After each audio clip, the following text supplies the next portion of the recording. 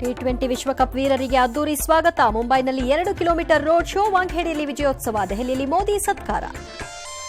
MUDA site ಹಂಚಿಕೆ ಬಗ್ಗೆ ಸಿಬಿಐಗೆ ತನಿಖೆಗೆ ಪಟ್ಟು, ಸಿಎಂ ಪತ್ನಿಗೆ ಲಾಭಕ್ಕಿಂತ ನಷ್ಟವೇ ಜಾಸ್ತಿ ಅಂತೆ. 57 ಕೋಟಿ ಆಸ್ತಿಗೆ ಸಿಕ್ಕಿದ್ದು 16 ಕೋಟಿ ಅಂತು ಕಾಂಗ್ರೆಸ್. ದರ್ಶನ್ ಗ್ಯಾಂಗ್ಗೆ ನ್ಯಾಯಾಂಗ ಬಂಧನ ವಿಸ್ತರಣೆ, 84 ಲಕ್ಷ ಸೀಸ್, ಬೇರೆಯವರ ಹೆಸರಿನಲ್ಲಿ ಸಿಮ್ ಖರೀದಿ, ಇನ್ನಷ್ಟು ಮಂದಿಗೆ ನೋಟಿಸ್ ಸಿದ್ಧತೆ.